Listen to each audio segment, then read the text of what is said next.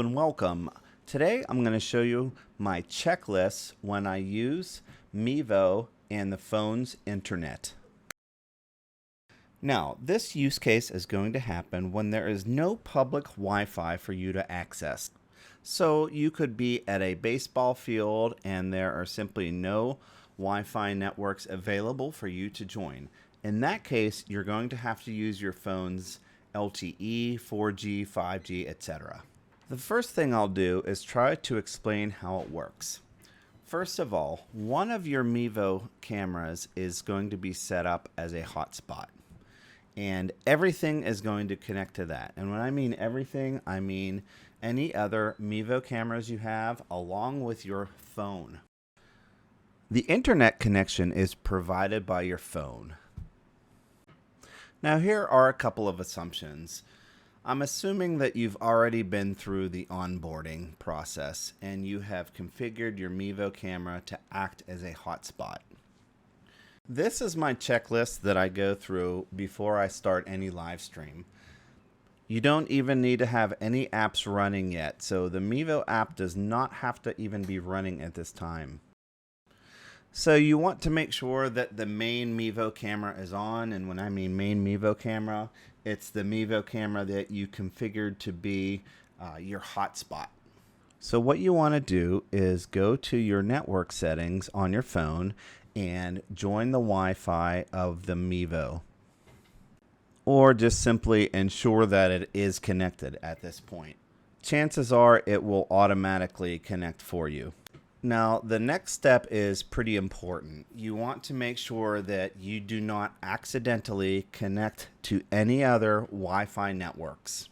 You could have a Wi-Fi network in your car. You could have another phone that's a hotspot. If there are any of these possible networks that your phone could join, I will go ahead and forget them. If your phone automatically connects to a different network, then none of the Mevo stuff will work in this scenario. Now, what you want to do next is check your internet connectivity while connected to the Mevo hotspot. So you can have internet connectivity that is supplied by your phone. And the easiest app to use is probably Speed Test. Now you can run it through a browser or you can just download the Speed Test app. What this will do is it will connect and check your download and upload speeds. At this point, you have some decisions to make.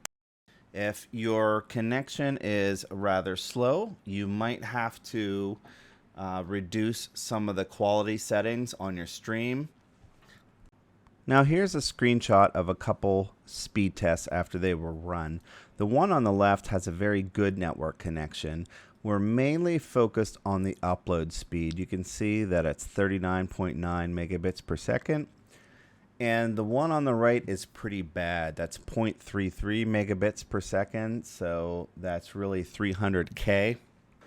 And if I had a network stream this slow for upload, I probably would not stream. That's simply just not going to be enough. The bare minimum is 300K to 1000K, which is okay for the lowest setting.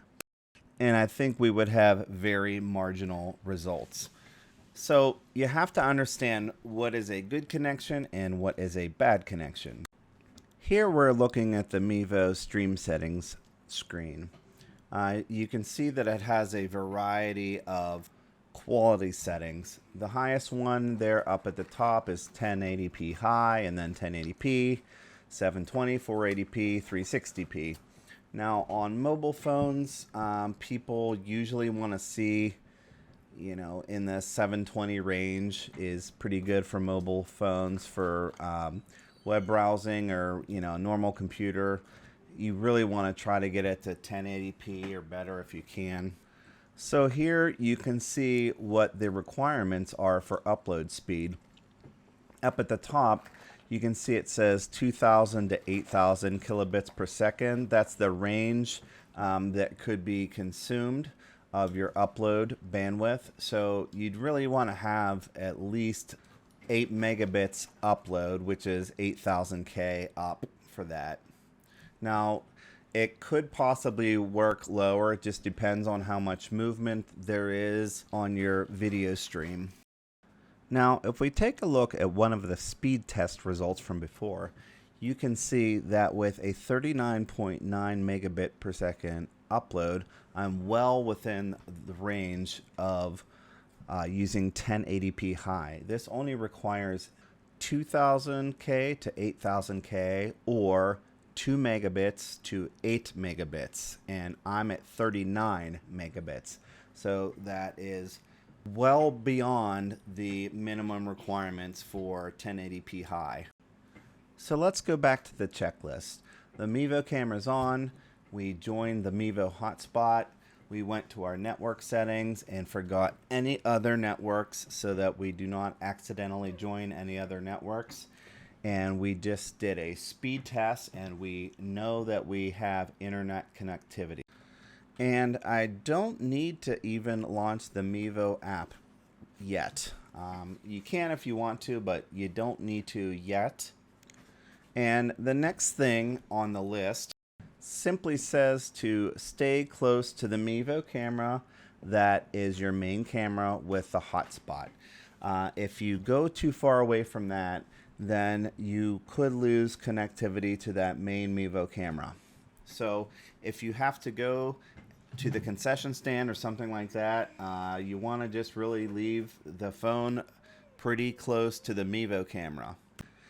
And the last step is to enable Do Not Disturb on your phone. And what that will do is it will prevent any incoming alerts, text messages, push notifications, phone calls, etc. from interrupting your live stream. And I'll show you how to enable that now, at least on an iPhone. Just swipe down on the top right and enable Do Not Disturb, and you should be good. Next, we'll look at some common problems you might have and some troubleshooting. So if your camera feeds are simply not showing, it probably means that your phone lost connection to the Mevo Wi-Fi, and you're probably gonna want to go straight to the network settings and look at that first. I wouldn't even try restarting the Mevo app yet or anything like that. I would go straight to the network settings, make sure that you're on the Mevo network.